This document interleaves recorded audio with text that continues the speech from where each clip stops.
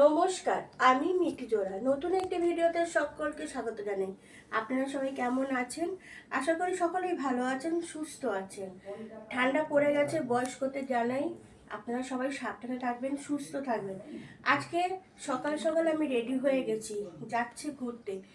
ছেলের 1 তারিখ থেকে, ডিসেম্বর মাসের 1 তারিখ থেকে 9 তারিখ পর্যন্ত পরীক্ষা চলেছে। আজকে হচ্ছে 12 তারিখ, তাই আমরা যাচ্ছি একদিনের জন্য ঘুরতে। কোথায় যাচ্ছি না যাচ্ছি, সারাদিন কি করে কাটাচ্ছি, সব কিছুই আপনাদের সাথে শেয়ার করব। তাহলে আপনারাও চলুন আমার সাথে।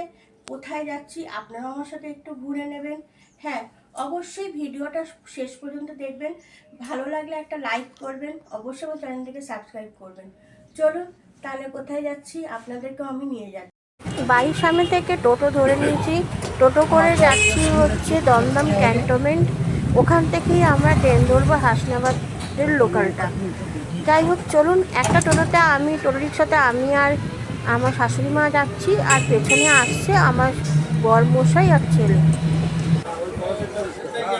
আমরা এখন ক্যান্টনমেন্ট স্টেশনে পৌঁছে গেছি। ক্যান্টনমেন্ট স্টেশন থেকেই আমরা হাসনাবাদ লোকাল ধরবো। ও, আমি কোথায় যাচ্ছি তো আপনাদের জানানো হয়নি। আমি যাচ্ছি হাসনাবাদ টাকিতে।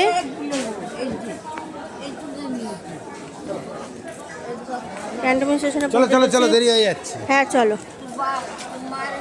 এই যে আমার সাথে যাচ্ছে আমার পরিবার সবাই।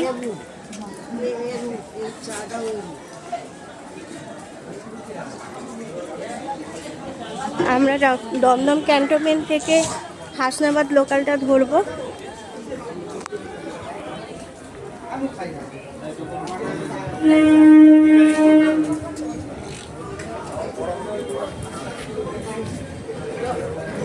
ট্রেন ঢুকছে শিয়ালদা।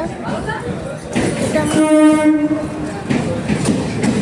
বনগা শিয়ালদা বা হাবড়া শিয়ালদা কিছু একটা হবে। চলুন তাহলে যাওয়া যাক। আর কে কে যাচ্ছে আমার সাথে সব কিছুই আপনাদেরকে শেয়ার করব। এই যে আমরা চলে এসেছি ক্যান্টনমেন্ট স্টেশনে, এখন ওয়েট করছি হাসনাবাদ লোকালের জন্য। এই যে যাচ্ছে আমার সাথে, আপনারা আমার ব্লগে আমার ননদকে অনেকবার দেখেছেন, দি ভাই, এখানে মা, এখানে আর একটা দিদি, মানে এই যে সৃজিতার মা দিদি, আর এই যে আমার ভাগ্নে। এই যে শোনো, একটু তাকাও বাবান, টাকা একটু। ওই যে দাদা।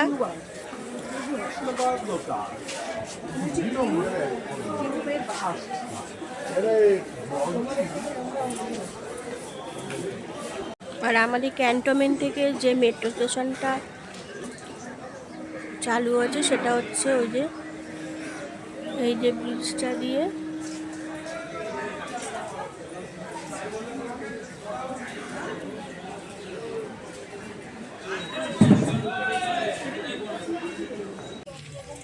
আমরা টাকি রোড স্টেশনে নেমেছি।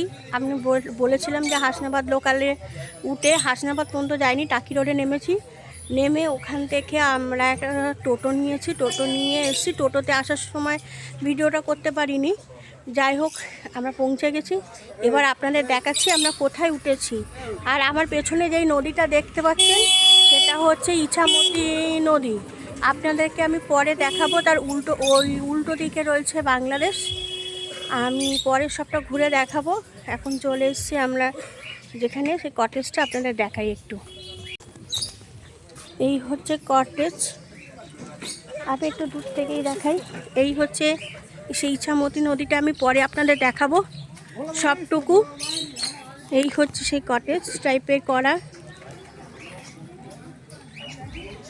জায়গাটা খুবই সুন্দর। আজকে সব কিছুই আপনাদের সাথে শেয়ার করব। এই যে হচ্ছে কটেজটা।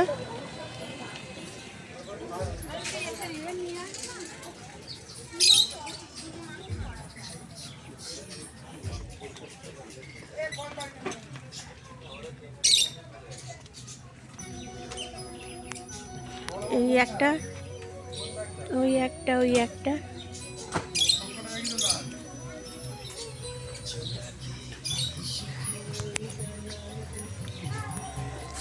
আপনাদেরকে একটা কটেজের রুম দেখাই। এটা আমাদের তো লাল ব্যাগ কোনটা এর মধ্যে? এইটা, ঠিক আছে, ওইটা সবই তো লাল দেখছি।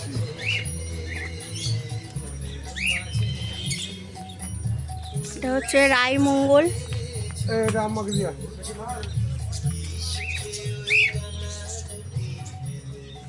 এটা একটা কিং সাইজের বেড দেওয়া রয়েছে। এখানে একটা টি টেবিল দেওয়া রয়েছে। কটেজটার ওপরে হচ্ছে বেড়ার চাউনি, বেড়ার চাল। এখানে এসিরও ব্যবস্থা আছে, টিভি আছে, একটা আয়না।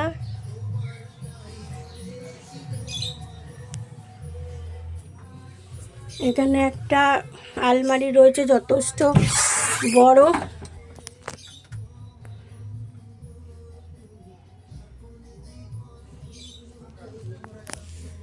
এখানে ওরা কম্বলও দিয়েছে।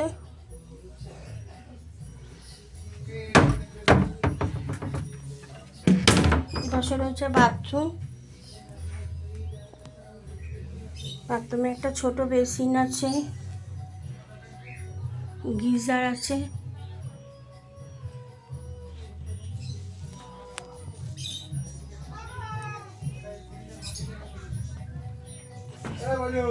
হ্যাঁ আসি।